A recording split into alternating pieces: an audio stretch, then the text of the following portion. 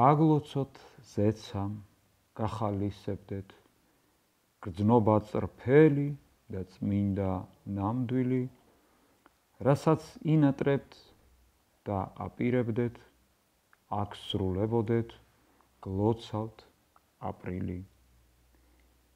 ტკბილი ენით ვინც აღგვიწერს სახარების აზრს და ცრემს გგვრის, ღვთის სიყვარულს გულში გვინთებს ნიკოლოზი წმინდა სერბი. ჩემო ძვირფასებო, აი ამ ორი ლექსით იმიტომ დავიწყე, რომ ჯერ ერთი გილოცავთ აპრილის შემობრძანებას, ყოველივე სიკეთე და სასიხარულო მოეტანოს თქვენთვის.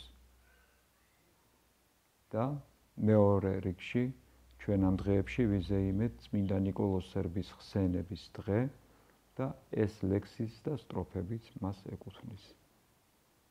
დაგლოცოთ და გაგახაროთ დედა ღვთისმშობელმა იმ კეთილი კომენტარების, შეფასების და პატივისცემის და სიყვარულის გამოხატვისთვის, როგორც ჩემი გადაცემის, ასევე ტელეკომპანიის მიმართ.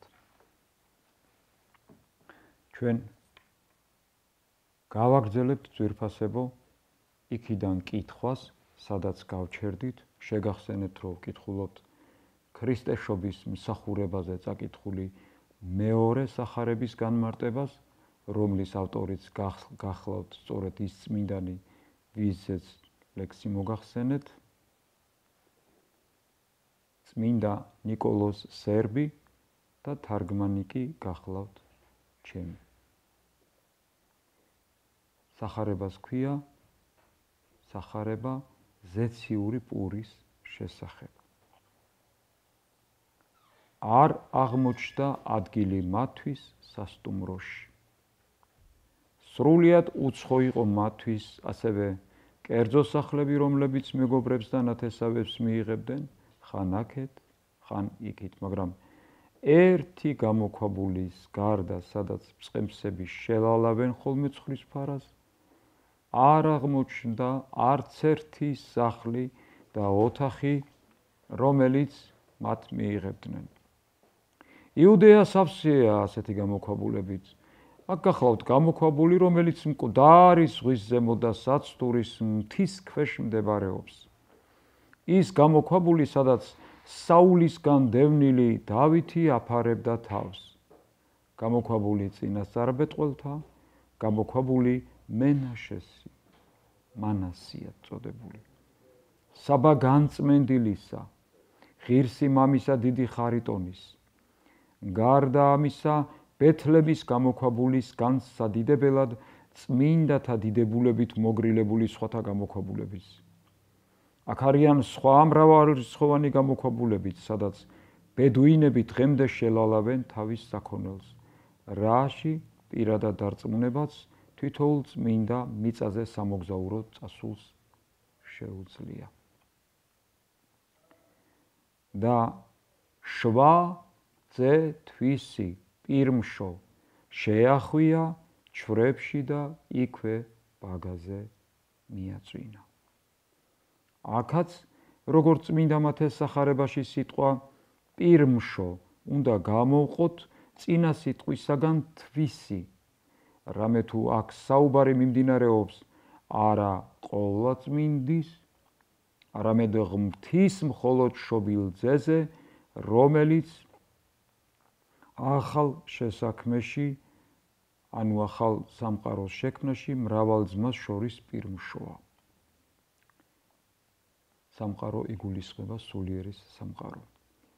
სამების დაუსრულებელ სასუფეველში და ღვთის ეკლესიის ისტორიული პირმშოც ღვთის ხილულ და უხილავ სასუფეველშიც.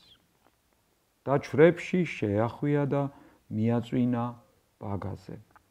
უმჯობესია იყოს სუფთა და უცოდველი თივა, ვიდრე კეისარის სასახლის ცოდვებით დაბინძურებული აბრეშუმის ქსოვილი. უმჯობესია იყოს ცხოვრების გამოქვაბული, ვიდრე სოფლიო იმპერიის დედაქალაქი რომი. უმჯობესია სასურველი ჩვილი იწვეს გამოქვაბულში და თივაზე, რამე თუ ხარებმა და ცხვრებმა საერთოდ არაფერი იციან ცოდვის შესახებ და მწყემსებმაც მეტნაკლებად სხვა ადამიანებთან შედარებით. ჩვენი უფლის იესო ქრისტესთვის, სადაც არ არის ცოდვა, იქ ბრწყინავს ნათელი და იქ თბილა, სადაც ცოდვა არ აცივებს გულ მკერდს. ვინ იცის ამ გამოქვაბულში იესეს ახალგაზრდა ვაჟი დავითი რამდენჯერ არის შესული? აქედან კი კბილებამდე შეიარაღებულ გოლიათთან შურდული დაქვით შესაბრძოლველად წავიდა და მოკლა კიდეც ის. აც კი ამ გამოქვაბულში ადამიანური კანონებით თავად იმ წყემს დავითის შთამომავალი ჩვილი წევს და ის წავა იმ საშინელ გოლიათთან შესაბრძოლებლად, რომელსაც ქვია სატანა და რომელიც იერუსალიმში ჰეროდეს, რომში ავგუსტუსის, მთელ დედამიწაზე ცოდვის და ამ სამზე უდიდეს ტირანის სიკვდილის სახით გამეფებულა. მთელი მისი მხედრობა კბილებამდეა შეიარაღებული და იმის მსგავსად, როგორც გოლიათმა დასცინა, მასთან შურდულით და ქვით შეიარაღებულ დავითს ახლაც დასცინებს გარეგნულად უმნიშვნელოს და ასევე უმნიშვნელო იარაღით ხელში საბრძოლველად გამოსულ იესოს. იესოს ძლევამოსილი იარაღი ქვაზე უფრო მსუბუქი ხისაგან გამოთლილი ჯვარი იქნება. იდგა ღამე და ღამეულის სიმყუდროვე, გზავრობით დაღლილი კეისრის ქვეშევრდომებს ძალების აღსადგინებლად ღრმა ძილით და ამ დროს კი საკუთარ ფარეხის მოდარაჯე მწყემსები ფხიზლობდნენ მხოლოდ. ბეთლების გამოქვაბული ქალაქ გარეთ უნდა ყოფილიყო. წინააღმდეგ შემთხვევაში შეუძლებელი იქნებოდა ადგილობრივ მწყემსებს რო ესარგებლად მისით. არამედ მოგვიანებით, როცა ეს დიდებული გამოქვაბული ბეთლემის უმთავრეს ღირსშესანიშნაობად გადაიქცა, ქალაქი ამის შემდეგღა შემოერტყა გარს. ბეთლემიდან ნახევარი საათის სავალზე მთის ქვეშ დღესაც არსებობს სოფელი, რომელსაც ეწოდება წყემსები. აი ძვირფასებო, რამდენ ახალ რამეს ვგებულობთ ამ ძვირფასი წმინდანის მონათხრობიდან. გადმოცემის თანახმად, ამ ადგილას მწყემსები ცხრის ფარას აძოვებდნენ და რომ გამოქვაბულიდან და თავად ბეთლემიდანაც შორს იყვნენ, ჩანს ანგელოზების მათთან გამოცხადების შემდეგ მიღებულ გადაწყვეტილებიდან.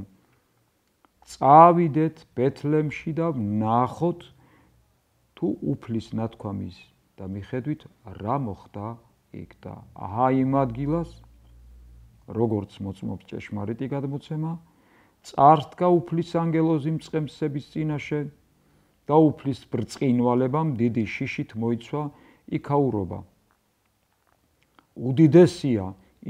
უდიდებულესია ის ბრწყინვალება უფლის მიერი, რომელიც ამშვენებს როგორც ანგელოზებს, ასევე მართალსულებსაც. იყვნენ ზოგიერთი ისეთებიც მოკვდავ სხეულში მყოფნიც, რომ ღირსი შეიქნენ ღვთაებრივ დიდებულების ნათლის ხილვისა და ძალიან ადრეც ეღირსათ ღვთის დიდებულების ხილვა სხვათაც, ასე მაგალითად. წინასწარმეტყველი ეზეკიელი საკუთარ ხილვაზე შემდეგს გვიყვება. თაღის ზემოთ მათ თავზე რომ იყო საფირონის ქვის ტახტის მსგავსი რამ იდგა. ამ ტახტის მსგავსზე მაღლა ადამიანის მსგავსი რამ იჯდა.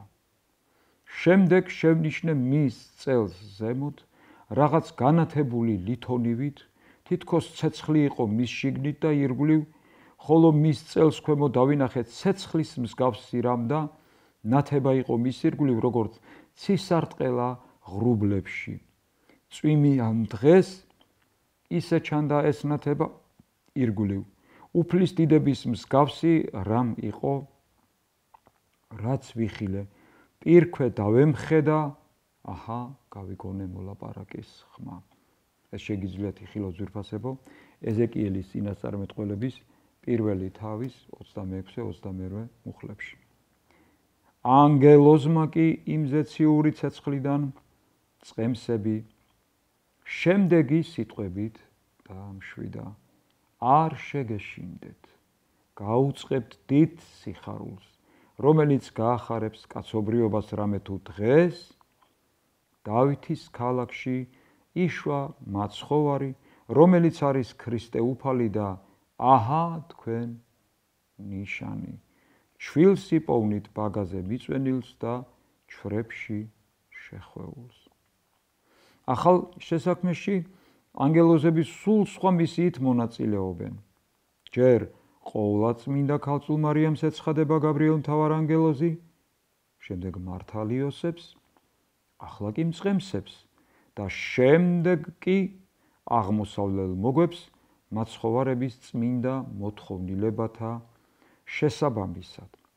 ყოვლადწმინდა ქალწულს უძლიერესი მთავარანგელოზის შემდეგი სიტყვებით ესალმება: გიხაროდენ მიმადლებულო, წყემსებს გაუწყებთ დიდ სიხარულს. როცა მოგებმა იხილეს ვარსკვლავი გამოქვაბულის თავზე, ძალიან დიდი სიხარულით გაიხარეს. ქრისტე თავისი არსით ენით უთქმელი სიხარულია. ის მობრძანდება საპყრობილეში პატიმრებთან, რათა გაათავისუფლოს ისინი და თუ მის შემცნობელთათვის ამაზე უდიდესი სიხარული არსებობს. მისი განკაცების მაუწყებლებს, მეგობრის და განმათავისუფლებელის გამოჩენის კეთილად მომთხრობელებს თუ შეუძლიათ საპყრობილის იშვიათი სტუმრის თაობაზე იმაზე დიდი სიმართლის თქმა გარდა იმისა, რომ ეს არის სიხარული, რომ უნდა მოვიდეს სიხარული და რომ ის სიხარული უკვე მოვიდა. და თუ რა მოხდა შემდეგში, ჩემო ძვირფასებო, შემდეგ გადაცემიდან შევიტყობთ. დაგლოცოთ დედა ღვთისმშობელმა, რომლის ცხოვრების კითხვასაც გავაგრძელებთ ღირსი მამა მაქსიმე აღმსარებელის მიხედვით. როდესაც უწმინდური ჰეროდეს სასტიკი განაჩენი აღასრულეს და მრავალი ყრმა מחვილით ამოხოცეს, მხოლოდ ბეთლემს კი არ მოეკიდა შეძრწუნების ცეცხლი. მთელი ჰურიასტანი შეარყია და შეაწუხა ამ გაუგონარმა სისასტიკემ და ულმობლობამ. ამის გამო მწარედ აღმოთქვა გლოვის სიტყვები წინასწარმეტყველმა: რამაში გოდებისა და დიდი გლოვის ხმა გაისმა. რაქელი დასტირის თავის შვილებს და არ სურს ნუგეში, ვინაიდან აღარ არიან ისინი. ამ წინასწარმეტყველებაში ნახსენები რაქელი ბენიამინის დედაა. როცა იგი გარდაიცვალა, დაკრძალეს ეფრათას გზაზე, ანუ ბეთლემში.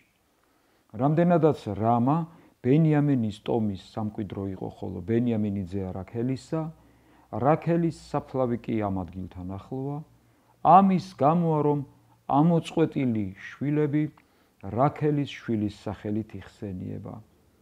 არ უნდაო ნუგეშის ცემა, რადგან აღარ არიან.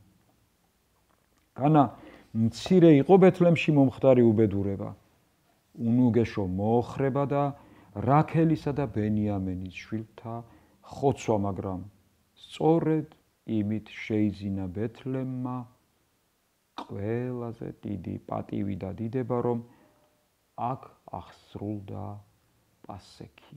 ამ პასექისთვის მხოლოდ ერთი პირუტყვი კი არ დაიკლა, არამედ მრავალი უმანკო პირმეტყველი ყრმა, რომელთაც შობიდან მალევე ამ წუთი სოფლის ტკივილი იგემეს და מחვილით საუკუნოდ წარიგზავნენ იმ სოფლად.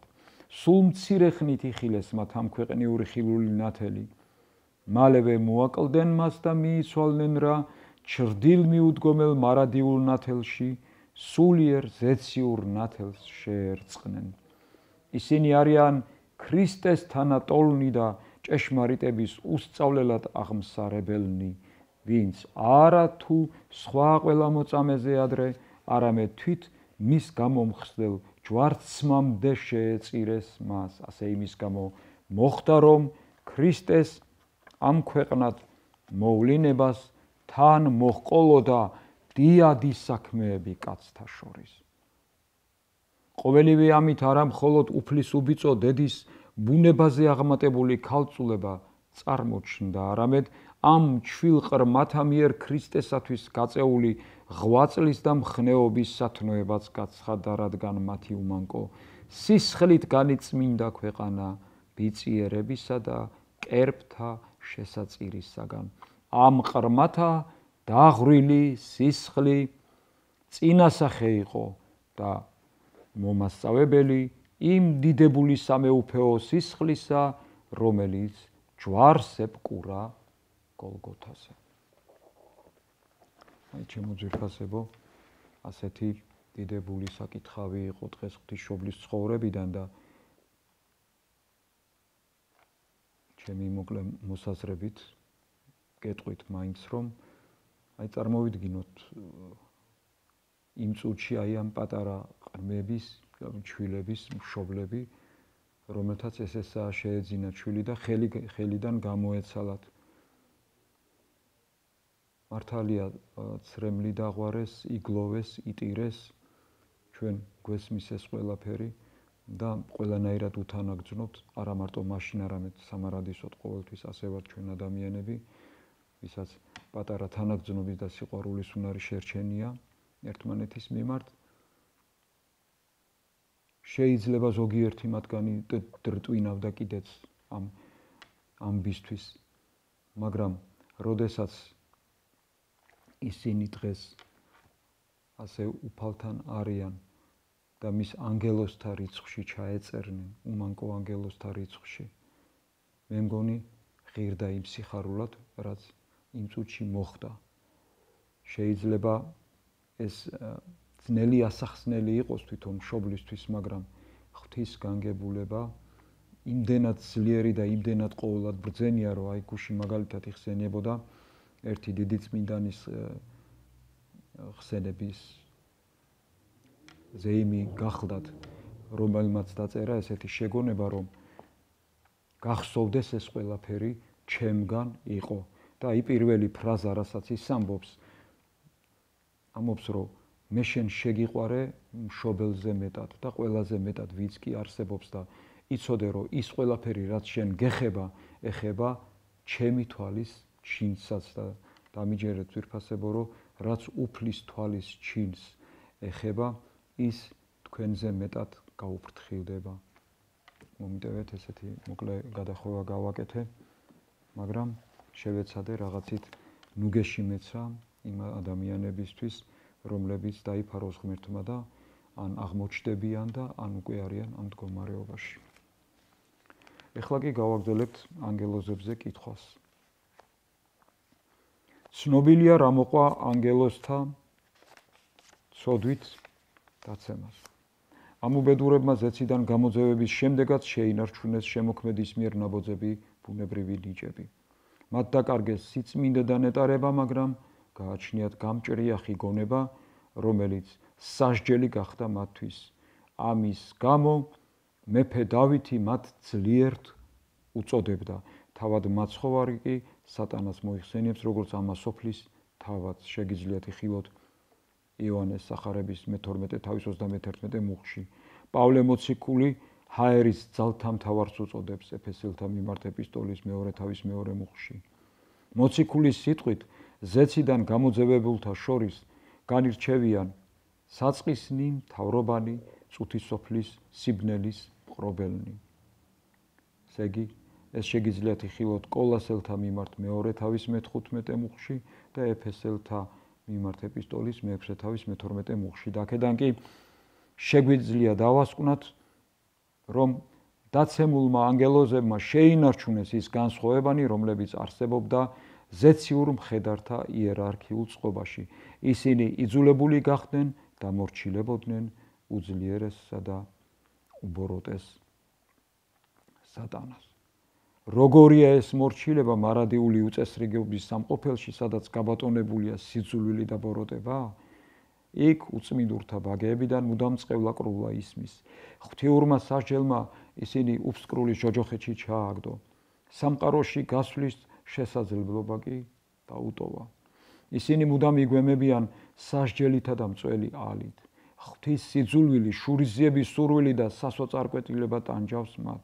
სიკეთის და ბოროტების არსებობის ისტორია სატანის ბრძოლა ღვთის წინააღმდეგ. ეს უფლის მიერაა დაშვებული და მათი ბრძოლა ზეციური არსებების, ანგელოზების და ადამიანების წინააღმდეგ მანამ გაგრძელდება, სანამ ჯოჯოხეთის კარი სამუდამოდ არ დაიხურება. ესეთი მძიმე საკითხავი იყო დღეს ჩემო ძვირფასებო.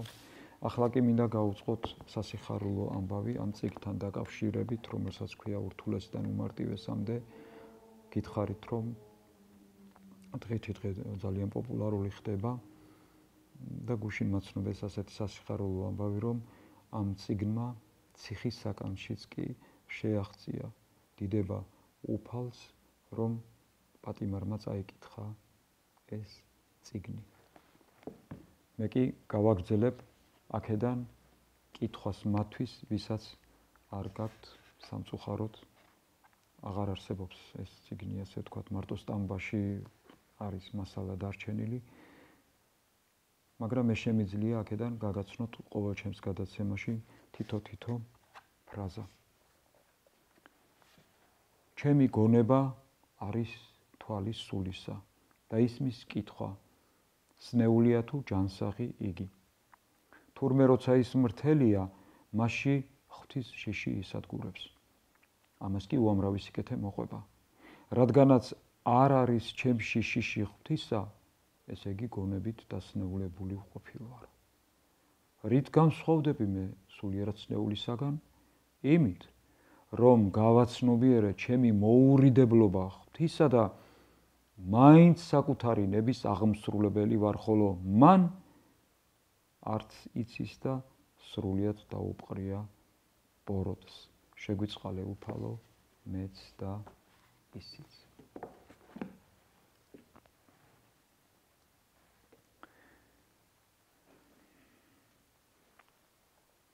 ვინაიდან და რადგანაც წინა გადაცემაში მოთხრობილი ამბავი ძალიან საინტერესო აღმოჩნდა ბევრისთვის და საკმაოდ დიდი სამადლობელო წერილებიც მივიღე მსმენელებისგან და მკითხველებისგან. გადავწყვიტე დღეს ერთი მსგავსი ძალიან კარგი ამბავი კიდევ მომეტანა თქვენთვის, ჩემო ძვირფასებო, რომელსაც ქვია მარტოხელა ადამიანი, ანუ მარტოსული ადამიანი. მოვიდა ერთი კაცი ბრძენთან და შესჩივლა. სულ ერთნაირად ცხოვრობ. სახლი, სამსახური, სამსახური, სახლი. სამსახური მოსაწყენია, მოვალ სახლში და იქ კიდე უარეს. დარდი მიპყრობს, სევდას დამრევს ხოლმე ხელს. მინდა სადმე წავიდე, მაგრამ არავინ მყავს ისეთი, ვისთან ერთადაც შეიძლებოდა რომ წავსულიყავი. მეგობრებიდან ვისაც არ უნდა დაუძახო, ყველანი უარს მეუბნებიან. აი, ასეთი მარტოსული და მარტოხელა ადამიანი ვარ და იქნებ რაღაცით დამეხმარო. მოусმინა ბრძენკაცმა და მხოლოდ უთხრა ასეთი რამ. გამომყევი მე და დუმილით წავიდა წინ. ადამიანი საგონებელში ჩავარდა. თავის თავში კი ბუზღუნებდა და დტვინავდა ბრძენკაც მოხუცზე, რომ ვერაფრით ვერ გაეგო რა ჩაეფიქრა მას. და ამ განზრახვებით ვერც კი შეამჩნია, რომ რომელიღაცა ბახს მიუახლოვდნენ. გადაიხედა იმ ბახში ადამიანმა და დაინახა ინვალიდის სავარძელზე მიჯაჭვული მხატვარი. ის ხატავდა მშვენიერ ლამაზ პეიზაჟს, რომელსაც მისი თვალი აღიქვავდა. და ბრძენ კაცმა უთხრა: შენ ძალიან ჩაციკლული ხარ საკუთარ თავში. აი ხედავ იმ ჭაბუკს, რომელიც ინვალიდის სავარძელში ზის. შენთვის ძალიან კარგი იქნება, რომ მისგან ისწავლო რამე და მაგალითი აიღო. იმიტომ რომ ის ლამაზად ხატავს, შეეკითხა კაცი. არა მარტო, ის შემოქმედია თავისი საკუთარი ცხოვრების. გამოძებნე საქმე შენი სულის საამებელი და შენ დაგავიწყდება შენი მარტოსულობა და მარტოხელობა. შენ ვერც კი შეამჩნევ, როგორ იპოვი თანამზრახველებს და სული კი მოიპოვებს ჰარმონიას და ბედნიერებას. აი, ეს ამბავი კი იმას გვეუბნება, აგრძელებს მომთხრობელი, რომ მრავალი თავის ცხოვრებას მისთვის არა სასურველი ადამიანებისთვის და სამსახურისთვის და ასე შემდეგ მრავალი არასასურველი საგნებისთვისაც ხარჯავენ და თან ისე რომ არც კი ცდილობენ რაიმე ცვლილების შეტანას. ამოძრავდით. აღმოაჩინეთ თქვენთვის საყვარელი საქმე. ეს თქვენს ძალებშია. გაუხსენით სული სამყაროს და ისიც მიგითითებთ თქვენ გზას. აი ესეთი საინტერესო და ლამაზი ამბავი მოგიტანეთ დღეს ჩემო ძვირფასებო და ტრადიციულად ჩემ გადაცემას დავასრულებ ლექსათქმული სახარებით, სადაც აღწერილია ქრისტეს მიერ მოციქულების მოწოდება. ეს გახლავთ ლუკას სახარების მე-6 თავის მე-12-მე-19 მუხლები. ხუბთის თუ წამს და სიტყვას ისმენ, შედგომილ ხარ გული გიცგერს, დაცემი ჟამს ისიც მყისვე გიწვდის თვისა ხელსაძლიერს. აღ გადგენს და კვლავაც შეკრთავს ცხოვართ ფარას მწყემსი ისევ, აღ გამაღლებს შემდეგ ზეცად დაგაყენებს მარჯვნივ ქრისტე.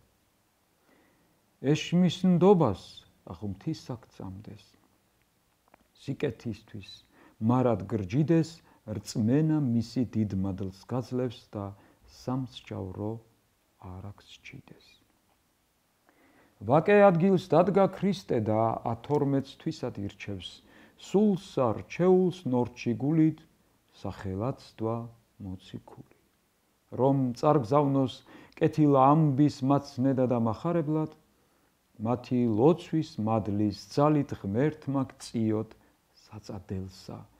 მოგისურვეთ ლოცვაც ვისი აც გეტყვით არ დაგაყოვნებთ, ანდრიას და ძმისა მისი ფილიპესი და ბართლომეს, იოანეს, იაკობის, ზილოტისა სვიმეონის, ალფესის ძის იაკობის ერთ სახელით იყვნენ ორნი. ორის კვლავ ერთ სახელობის აქ მომიწევს ცნება თქვენთვის, იუდა არს იაკობის და ვინც გასცა ქრისტე ღმერთი. ისკარიოტელად ხმობენ, ყველა ვინც მასზე გვიყვება, არ დაგვავიწყდეს, გვახსოვდეს გაცემა რო ღმრთის ინება. არ იფიქროთ, რომ გამომრჩა და არ ვამბობი მათ სახელს, მეზვერე მათე და თომა 11 საფრიად ვაქებ. ერთის გარდა დანარჩენზე რომ არავინ თქვათ აუგი, შეგვეწიოს სიტყვის ღმერთზე წინასწარ მეტყველი ბარუქი. უწყოდეთ რომ ვიდრე აქ ვართ, აქ არ მთავრდება ჟამი ომის, შემწე ჩვენი ამ დღეს გახლავთ ღირსი მამა ხარიტონი. მათ აჩვენეს სახე მშობლის, ღირსეულ ადამიანის, გფარავდეთ ლოცვა ღვთისმშობლის, კირილეს და მარიამის და გამცემის ნაცვლად ისევ ღმრთისა მიერ არჩეულის მატათას ლოცვა გფარვიდეთ 11 თურთ რჩეულით. გმადლობ, გლოცავ და მიყვარხარ საქართველო.